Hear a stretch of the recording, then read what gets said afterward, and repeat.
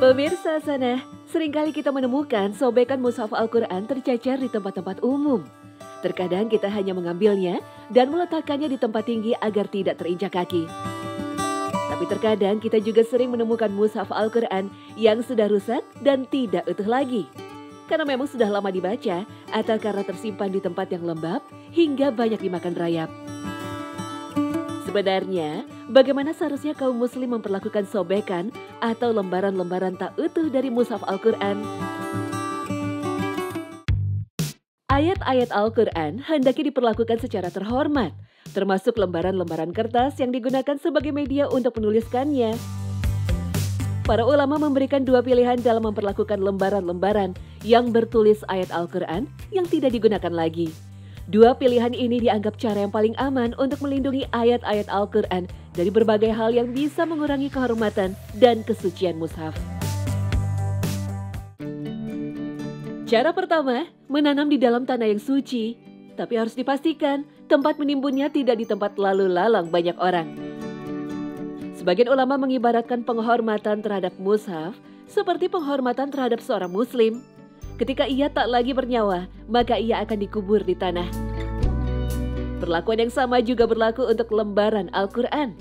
Bila sudah rusak dan sulit terbaca, maka hendaknya ditimbun tanah suci.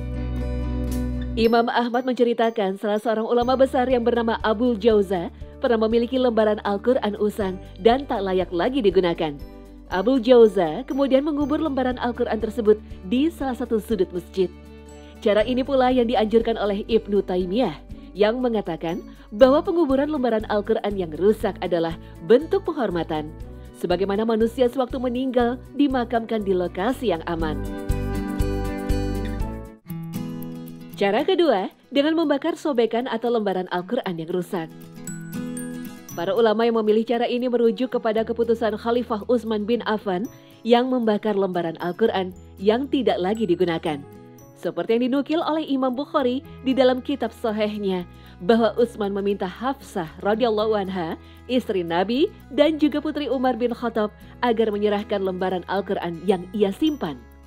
Lembaran Al-Quran itu merupakan peninggalan dari ayahnya Umar yang juga merupakan warisan dari khalifah sebelumnya, Abu Bakar Asy-Syiddiq.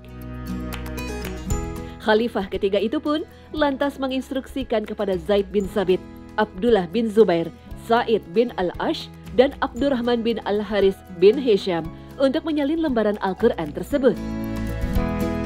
Setelah proses kodifikasi selesai, Utsman memerintahkan mushaf-mushaf atau lembaran Al-Quran yang berada di tangan sejumlah sahabat untuk dibakar. Hal ini ditempuh guna mencari titik mufakat dan penyeragaman mushaf. Peristiwa ini oleh Imam Suyuti dijadikan sebagai dasar diperbolehkannya membakar mushaf yang rusak. Ia berpandangan bila lembaran-lembaran itu rusak, maka tidak boleh hanya diselamatkan dengan meletakkan di tempat tertentu. Hal ini dikhawatirkan jatuh dan akan terinjak. Opsi menyobek juga kurang tepat. Pasalnya, sobekan masih menyisakan beberapa huruf atau kalimat. Ini bisa lebih fatal akibatnya.